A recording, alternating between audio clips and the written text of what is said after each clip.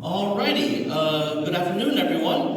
Welcome to Sonic Revolution, and welcome to our panel, Drafts into Dreams. We have two Sonic comic creator teams here today. We'll be discussing about the comic projects that we're involved with and the creation process behind all of it. So, let's see, my name is Acesential. I will be hosting the panel for the most part. I'm also part of the Tangle Whisper New Roads comic as its editor and letterer, with Ava here as the main writer and team lead. We also have Lav and Dr. Z, both here representing the Archie Sonic Online comic project. And if you'll give me a minute, I'll have you running back and forth to advance these panels for us. So if you'll bear with me for a moment. Okay, so we can start with introductions. I'll hand the microphone down the line and can come back to me. Here we go. Yeah, so I'm Ava. I sort of started the New Roads project. It's kind of like a neat continuation since IDW content was kind of a little bit dry for our two favorite protagonists around a certain time in the comics. I'm Dr. Z. I'm the head of Archie Sonic Online. It is a series that continues the old Archie comic before it got rebooted and ultimately canceled. Wow. And I'm Lav. I do art for Archie Sonic Online. I do pencils and colors, and I do other things, but it's not that very important. And I'm Acesential. I work as an editor and letterer for Tangle Whisper New Roads. I am actually a transplant from the My Little Pony fandom, and I was kidnapped in order to work on Ava's comic. So, yeah. Small butterfly effect. It went from me commenting on an art piece they did. Yeah, because I started drawing Sonic stuff, and now suddenly I'm here. It went from I like your work to, hey, let's chat, to, hey, I'm kidnapping you as my co-editor now. This is not a question. Yes, so here we have... So here are currently the two cover art pieces for Tangle Whisper New Roads. The one on the left is for issue number 1, done by Carlos, which I actually got the links, but I can repost those online if anyone's interested in meeting the artist. And here on the right is the upcoming artwork for number 2, which was done originally as a fan piece from Reggie, who she couldn't make it, but amazing work. And I feel like I'd be an idiot to not accept this and make it official for number 2. Here we have a variety of collections of covers from Archie Sonic Online, going from top to left to right, top to bottom. We have the cover for Sonic the Hedgehog Online number 249, drawn by the amazing Draw Lover Lava. One of our variants for our milestone issue 250, which was actually penciled by Archie Sonic comic veteran Don Best. 252 as well, showing off a variety of like the wide-casted characters series has. In addition to the bottom, you can also see some of our sub-series. We have Sonic Universe Online, including issue 50, which is a finale to Sonic Underground.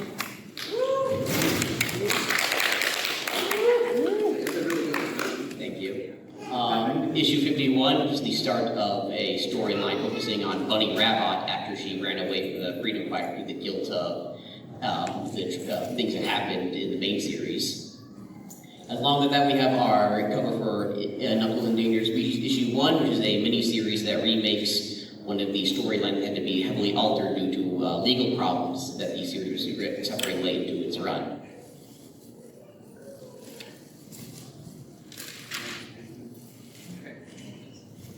So New Origins was kind of a neat project, but actually, and I have to thank the Archie Sonic Online team. I kind of came back as a fan a few years ago, and it's just, writing has always been a big hobby of mine, and a lot of the inspiration actually came from y'all's work on Sonic Universe 51, or like a bunny story. So I took some of those concepts, which I can't go into too much detail now, but I also took a number of ideas from original ideas, and it's just sort of culminated into this big project, which I'm surprised so many people have read it, and I'm kind of glad to be here to talk about it. So here's some of like the concept art we had. Up here is like an early alternate take on page number 1, as well as some other alternate panels that we eventually cut down here, showing our favorite Whisper. And up here on the right was actually just some one-off ideas that a friend of mine did. And spoilers for number 1, some special characters show up near the end, and these are some ideas that kind of helped kickstart the idea to include them, because originally it actually wanted to be about Whisper and Tangle fighting pirates out in the sea, but it felt too kind of a vague of idea to reintroduce new characters, so I figured why not try to bring back some old characters that a lot of the fans have wanted to see, because a lot of times online you hear about people saying, oh, I wish they'd bring this person or that person. No one ever actually does, it's not like actually taking the action. So you see a lot of people complaining online, but I figured let's actually do something and make something out of it, you know, rather than just vent online and create a bunch of negativity. As for Archie Sonic Online's origins, as alluded to before, it predates New Roads. We were actually partly inspired by another fan comic, Sonic the Comic Online, which is a continuation of the UK-based Sonic the Comic. Although it doesn't just stop there, as there's actually, the earliest form of Archie Sonic Online comes in 2 forms. One was a group that was originally dedicated to remaking that endangered species arc on the old Bumble King forums, which was longtime writer Ian Flynn's personal website, along with a DeviantArt group called Lost Hedgehog Tales, named after the documents that Ian Flynn had for canceled ideas that was originally based around just purely continuing the comic. Eventually those 2 groups came together and talked and decided to form one big group with their own websites. And you can see just various older drafts from both the comics incarnation, well, some of the early stuff. At the very top there is a colored comic page by Fritzy and Simon Soys, which was the original draft for Endangered Species back when that was originally the main project of the Bumble King forum.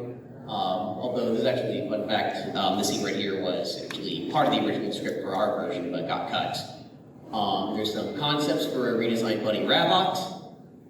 At the bottom you have a prelude, which was the DeviantArt original, just take off of the series. It was involving Zonic and the Zone Cops just reeling from the Worlds Collide crossover event with Mega Man, which is where the original reboot started. Along with that, that actually got turned into a mini-series / test series called Mobius Legends, which was just a bunch of short stories, getting helping us get our feet on the ground. Although right there is actually a comic that we had commissioned by Adam Rice Thomas. We couldn't use that because we're strictly a non-profit comic. We can't use anything where money changes hands. But this is an exclusive look you're getting right of that cover he made, colored by Reggie Graham, also known as Ziggy Finn. All right, so for the next few slides, we're going to go walk you through the process of how these comics are put together and made. So as it is, because of the structure of our teams, both Archie Sonic Online and New Roads follow a typical Western comic design process, in which you start off with the writing, and then it's handed down from various different artists, from sketchers to pencilers to line artists to colorists, and then the letterers, in order to have many hands in the pot in order to create the final product in the end. So we're going to have the microphone being handed around to person as we each discuss our part and place in the comic making process. Ava, I'll you should probably sit closer together since you're going to be talking about writing next.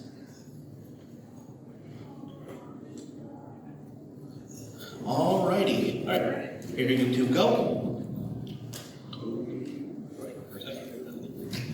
Starting with the writing and conception phase, of course every story starts with just an idea. Of course an idea the story alone does not make, so the idea is fleshed out.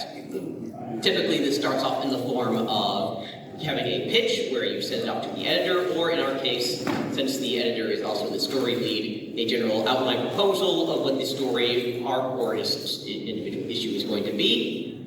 From there we get to the actual, we hand off to a writer to write the script.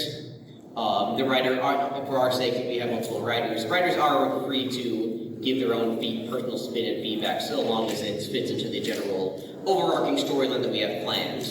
But they work on their own outline to flesh things out from the more vague outline the head writer gives. And then from there we go to the various drafts of editorials where we have to approve and disapprove certain aspects of it. Art that is made for it, including key locations or characters who will be appearing in the story for the first time, or if they're reintroduced. And once from there, when the script is fully approved, you're able to move on to the next phase. And so New Roads has a much smaller team. It's a lot more casual. But even though sort of I am the boss, I still sort of have to answer to both myself and co-editor. So like for us, rather than just kind of like having any idea, I eventually sort of like molded it from what if these two went on an adventure to what was sort of happening between some of the arcs like after Metal Virus and before like the big arc that battle that happened in 50. Because you guys see Tangle Whisper just sort of disappeared. And so theoretically, I sort of wanted to make it so have a story that has to go on an adventure while other things are happening, because they sort of just drop off before test run starts.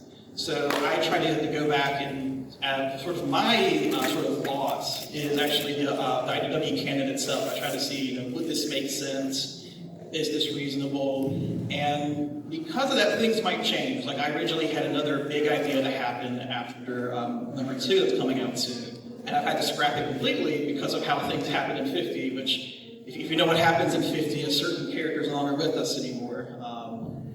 Rest in peace. But once we kind of have an idea, I'm going to kind of like start making new areas. Like there's like the zone and chemical plant in Sonic Forces where you get to see outside. There's this huge oceanic area, and we kind of never see it again. So I kind of wanted to re-explore that, especially since I have a sort of bias towards cold maps and video games. And so I took various inspirations. So there's like a level in Call of Duty, there's a level in Hitman. They all feature this sort of like aquatic area, outdoor industrial areas, taking concepts from that. And sometimes I'll take screenshots, or even, as you see here, MS Paint, and just sort of like rough draft these ideas. And so some probably didn't expect MS Paint, but it's actually quite good for just making these quick designs, and then kind of get a little ahead of myself. I can then hand those off to my artist, and she can come up with really great areas that just kind of feel like they're right out of the game. And then I come in as the editor. My main job is to basically rein Ava in for the most part. To basically look over everything that he's written and make sure that it can cohere together into something that can then flow from one page to another. Since I also work as an artist, I also have a sense of like what can be fit into a page. And more often than not, you only have so much space to work with, and you have to start cutting backwards. So the idea is, how can you communicate all of this writing down to whatever can be fit into panels on a page. And actually going off of that, kind of like having to really make my own comic like this, you kind of get an idea of how the process is, because you kind of want to have this huge scene happen, or like, why, like in like IDW, like why didn't this character interact with this other character? And when you make your own, you really realize there is a huge budget and like what you can get done and how much page space there is. So you might want to do these big scenes, but it's actually very difficult if you're not able to, and it takes a lot of time if you don't budget your time and resources properly. In addition to that, and also building off of, going off IDW's canon, Archie, our boss is essentially Archie's canon. If you know anything about Archie, that is a gigantic wormhole.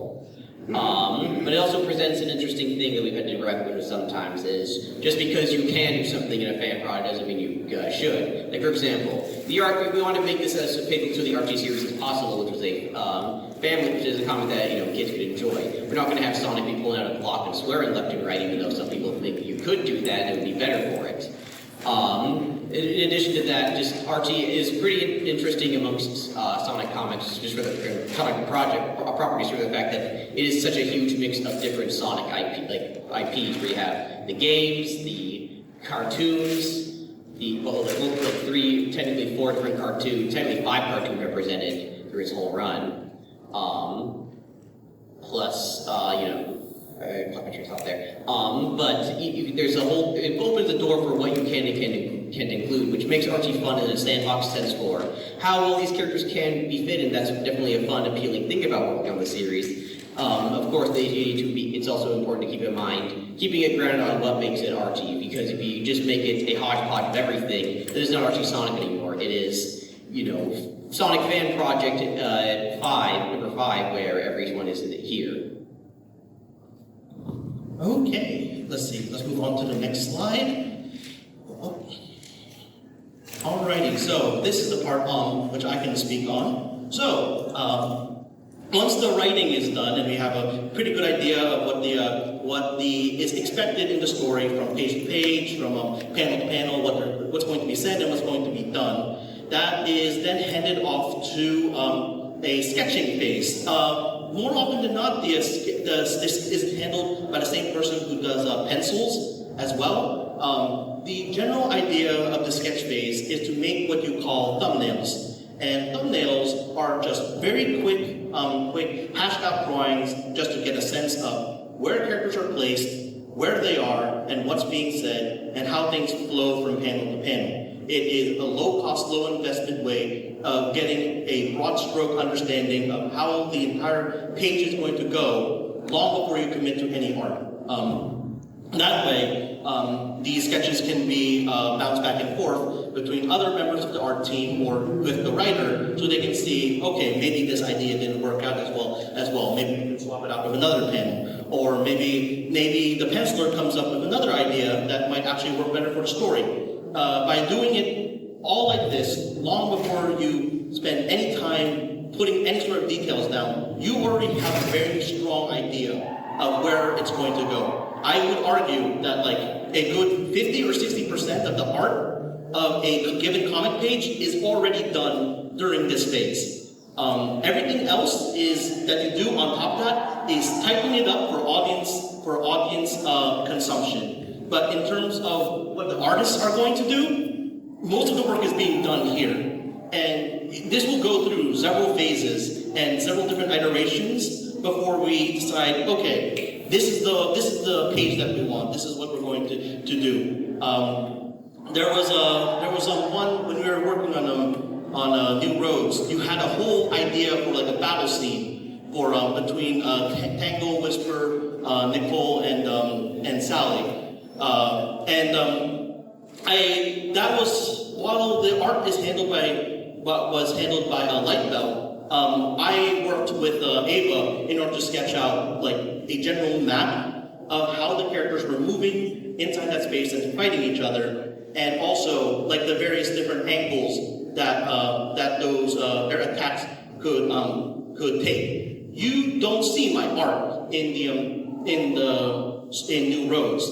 But like anything from like how their attacks were positioned, how they were attacking each other, and how they moved across the room, that was part of my contribution. So even though that none of my art is seen, I contributed to basically the overall flow of that particular page. Is there anything you want to say about this particular phase? Okay, cool. All right. So now, with that part done, we hand it over to the penciler, which, like I said, is often the same person as the one who did the sketching. Here we go, and Lav will talk more about this phase. Okay. So after you get all of your sketching and layouts done, and you feel committed to the page, that's when you start penciling, which is when you get the details, the panel layout, set in. It's all supposed to be set up for the inker later, and yeah, this is the part where it's basically set in stone for the rest of the production.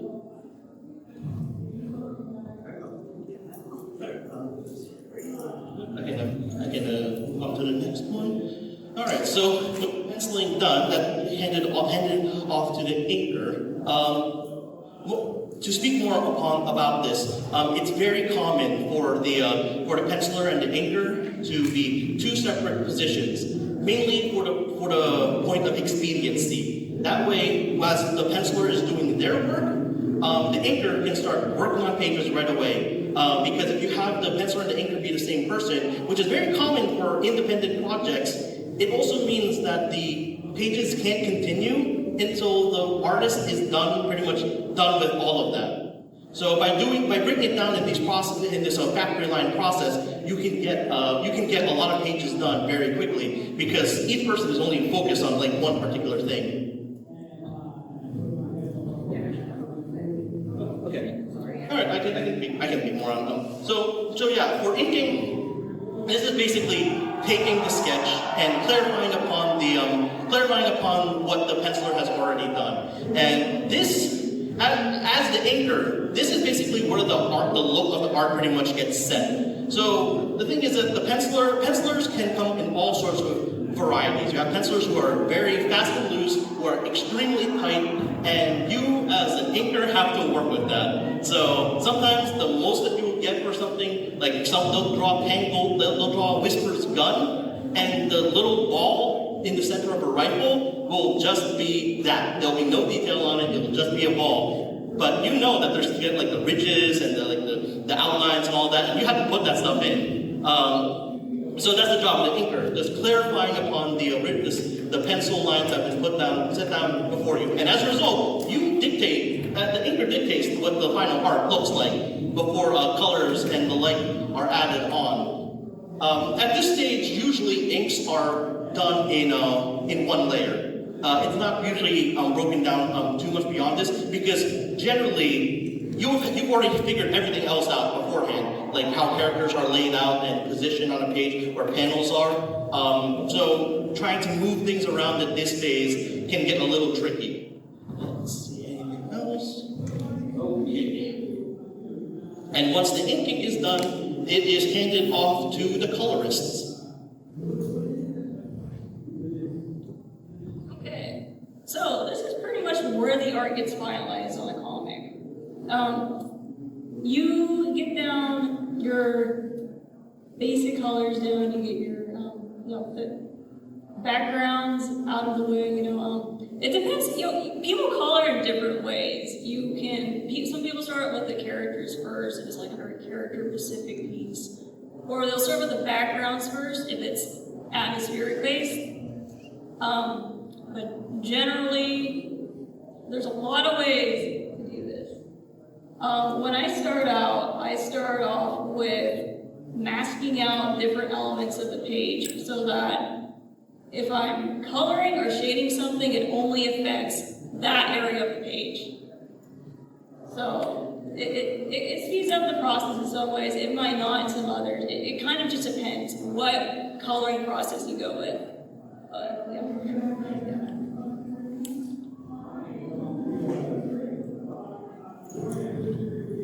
Okay, next one.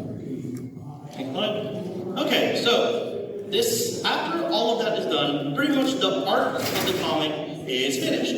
But there's still one more thing to do, and that is lettering. Lettering is pretty much an invisible art, as it were, in comics. The thing is that if the lettering is good, you will not notice it, which kind of sucks sometimes as a letterer, but that's the nature of the beast. As a letterer, we're responsible for basically things like laying out the words in the word bubbles, doing the sound effects that happen with like certain actions and all that. Just like this boom with Nicole's attack here, the whomp with the attacks here, the zoom as Knuckles and Mecha Knuckles strike together over here.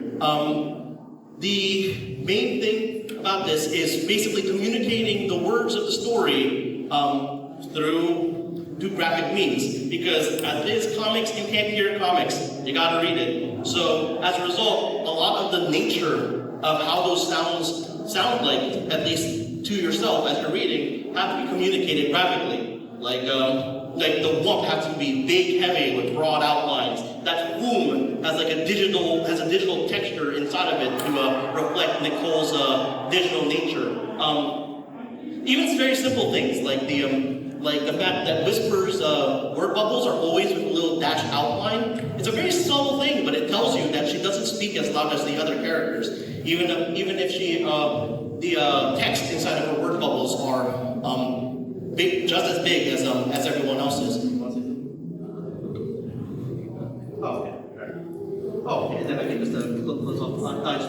goes on about the thought of this. So yeah, once this part is done, that is when like basically the comic is basically finished and ready to publish. And once you release it out to the wild, it is no longer your own. It is now the audience's to take and interpret and misinterpret as they wish. We actually have some examples of bad lettering we could show you off right here, since we didn't really have any material to show off from penciling and lettering, and you can see right here there's no paint lettering down at all, which makes it bad. And wait a minute, oh, that ain't supposed to be there. What? Wait, we're not supposed to show this part? Oh, okay. Well, spoilers. Playing with the pen. Ignore that part. I guess you accidentally saw some pages of the upcoming finale to Endangered Species issue 3, so I guess we'll have to hurry up and get that down. Maybe this month, so keep me on the lookout for that. Anyway, on to the real examples. You see two examples, one by me and one from Acesential here. You want to go? No, you can think first. I didn't think about it. Mine is just like, this is a very garish looking title here. Titles are generally meant to, usually titles can be pretty simple just because they're just a font choice, some coloring, maybe some effects to help get the mood across of what the story is going to be. You can definitely make them too attention grabbing with a poor mishmash of colors. In this sense, it is very similar to regular art where some things just do not look right. And you can see this and definitely see too many simple tricks that would be done in an art program. And over here, you see a panel from a comic I did back in 2017 for a My Little Pony convention called PonyCon, which happened in New Jersey back in 2017, called PonyCon New Beginnings. You can see that there is a lot of words in that panel. Now imagine all those words in that panel crammed into the bottom left corner of a single page. And you can see that it is fighting with the art to try to get all of that information in there all at once. It is a struggle to read. Sometimes that can be, like sometimes a letterer is at the whims of what the script is, because sometimes art writers can put too much dialogue into a panel and then you're just stuck either having to cut it down, or if you can't, then you have to make do something like that. So generally, while this is an absolute no-no and professional, sometimes when you have a page when it's done and looking about what the total text, like the final text is, a second look at it just to consider, like, just maybe ways to trim it down if need be, is good, which is a benefit sometimes of an online comic without such strict regulations. And I'll also add, there's kind of a big difference between me writing for a fan fiction versus writing for a comic. If you're like writing a novel style, often you'll have these long sentences and you want to explain everything. And sometimes you just physically cannot fit it. So we're on the wrap up here, but just letting everybody know we have a Q&A afterwards. If you want to stay around, we have ASO physical comics to give out, so be sure to stick around for that. So yeah, with all that, everyone having talked up here about how we make a project, how it comes together, thank you all for coming. And yeah, if you want to ask us any questions about how all of this happens, feel free to raise your hand and we'll call on you and you can ask us a thing or two about all of this. Or any just general questions you got in video at all. Alright. Yes, you. So, from start to finish for a page, how long does it take to complete one?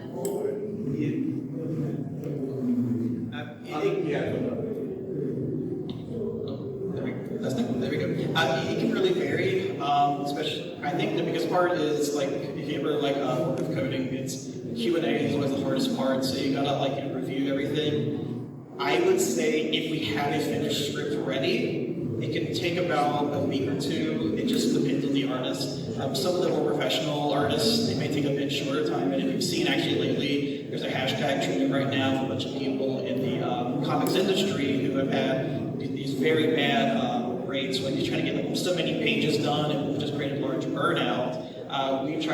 We give our artists a lot more time because life happens. It's a fan comic. We don't want to put anyone under pressure because it's all about having fun and celebrating the Blur and all his friends. We probably take about a week or two at most for a page, just because there might be a lot of things going to change. I have been very blessed to have a great team, because Lightbelt, she can't be here, but she's really great at taking words and putting it into a picture. And often I have very few changes that are required. It's usually something small, or maybe a little mistake that happened. Funny enough, we actually had a whole case though where 2 characters got swapped entirely, so that was a little bit behind, but we were great. I'll add, so just building off of that, yeah, since it's this is all done pro bono, you can, generally there is an expectation of, it takes longer to make a regular comic page for this than it would a professional comic. One thing that we do typically is we try to work with the artist to get essentially like a production line down for a steady means of release for pages. Because you can't just have somebody going like, oh, I'm a bit too busy, and it goes on for like 6 months and nothing gets done. So obviously it shouldn't go too far, but we do have things like deadlines, or at least like a rate of what they want to get done, to put on a slight amount of healthy pressure to help them get, to work on it at a pace so that they can have a deadline to meet. And obviously it's not a one size fits all. Some people have varying circumstances that make it either more helpful or less helpful. Any other next questions? You right there. How long ago did ASO start? If you're counting the earliest possible version, that would have been around 2012, 2013 when the original endangered species issue came out, meaning that version is about 10 years old now. Counting the ones that, counting the one that is in the current incarnation, that one came about around 2016, just a little bit before the actual Archie series entirely got canceled. Any other questions? I guess I have one more. Sure thing. So I guess I just came in late, so maybe you guys already said this, but at what point sparked the idea of continuing the comic? Like, did you just see it get rebooted and like immediately, hey, no, that's not right, Short answer, yes. Long answer, actually started off as essentially 2 different forms. One was just completely conceived around remaking endangered species, since that was a notorious victim of the legal trouble the series was suffering right before it got rebooted. But yeah, it's just like, and the other one was, more of a standard continuation, because Archie Sonic does have the distinction of being the longest running American video game-based comic. And that comes with, up to that point, just about 20 years of continuity, character, storylines that was all like wiped out in an instant. Unlike other comic lines when they get reboots, a lot of those characters and concepts were just gone for good. So obviously a lot of fans were invested in that, did not like that happening. So if there wasn't really any hope from a official side from Sega or Archie or whoever, then it's up to the fans ought to take it into their hands and make something that's the next best thing. I was like that, kind of adding that if you are a fan of the post-reboot era of Archie Sonic, I'm also currently working on a project with some former Archie staff and hoping to make more announcements about that soon. For right now, everything is still in the planning phase, but if you like to post-reboot, I've got a treat for y'all. Just follow me on Twitter for updates. No schedule right now, but I'm hoping for something later this year. And it is with some actual former Archie staff as well. All right. Do we have anyone else with any questions? Yes, you. Okay, so I know it's been a long stretch, but the Archie series also worked on like Sonic Boom or Sonic X or Sonic Universe, and Mega Man. Is it like possible for like some sort of cool crossover between 2 universes, or just each other, or just? Oh, is that this one? I know it's a long stretch. Don't be surprised. We have considered it. It's definitely we are in friendly relations with Sonic the Comic Online. There's the up and coming Archie Mega Man Online. Too many things to end with online. We have considered it. It's just a matter of prioritizing, because it already takes so long to get mainline issues out. We wouldn't want to essentially have an issue of Worlds Unite or Worlds Collide, but amplify to an extreme degree where it takes years to get back to the main storyline. But it is something we're interested in. If we were to do that, it would be basically a side project akin to what our the endangered species remake is right now. So it would not be disrupting the flow of mainline issues. We do have also plans for possibly crossovers in our own series without any other outside project involvement, but that's a ways down. You have to keep an eye out for that. But as for just like specifics, like Sonic, stuff like Sonic Boom and Sonic Egg, we don't really plan on picking up in any way or having direct crossovers, but we do plan on having elements from those series appear in the Archie series, especially because of the likes of Styx is now canon to Sega. Bring back Sticks! Yes! Bring it back! Any more questions? Yes? So this is more specifically for like the artists and like the line artists. How did you get into doing like line art and everything? Like why did you pursue that instead of? Let's see. Well, for me, a big part of it is that I am a early mid 2000s anime kid. So Naruto, Fullmetal Alchemist, Fully, Cowboy Bebop, all of those kinds of things had a very dramatic and irreversible impact on my career trajectory in life. And because manga is very often black and white, and I really appreciate how that medium, that art form, just basically focuses very much on very strong line art, and working just in pure black and white, and making that just work as the main way of the art itself. As a line artist personally, I find it actually a lot of fun to get other people's art sketches, with their permission of course, and ink it. Like I actually just got a commission from Gigi at the in the vendor hall, and I am actually going to ask if it'll be alright for me to ink what she had drawn of my character, because, well, the thing is that as a line artist, I might not be, because I'm following what a penciler is doing, that means that I'm following their overall vision, but as a line artist, I can play around with line weight, I can play around with what we call black spotting, in which where you figure out where like all the dark inks are going to lay down, and that plays a hand into composition, and how the piece, you can make a piece look very different depending on how you ink it. And that's basically where you get your creative control as an inker, by doing stuff like that. Yeah, for me, very similar story actually. Like I got really well, actually I would say it definitely starts in like the late 2000s. I liked a lot of webcomics and I wanted to make my own, so it just kind of, spiraled into that kind of thing. So yeah, I'm going with I'm doing work for ASO. I'm starting my own webcomic too. It's it's a process going on. I can't draw. Alright, what was your question? Probably should have it up. I'm wondering, considering that in the, you said yourself you're going to bring 6 main comics, and how the reboot brought characters like Breezy into provision, and how like they brought like Scrap that felt like and all that. Is there any other obscure characters or like shows or series that you want to bring into ASO, or is that just not, you can't share that yet? In general, probably like the most obscure one, or relatively obscure, would probably be like the original manga characters. That would definitely be fair game. Basically, the idea we're running with is what was mostly acceptable, but generally following Archie's formula, where basically any adventures, ADM characters are fair game. Underground has its own zone, so probably not going to get any original characters appearing there. It might not be the most popular, but the other project is a huge Sonic X fan, and there's definitely things that people like from that series that should hopefully make a return. And yeah, Boom is a bit it kind of goes to if you should, technically now that with Styx there and Boom already having precedent to be a game, and games being absolutely fair game to take anything from, that just leaves the issue of well, does that mean we really want Justin Bieber as a character?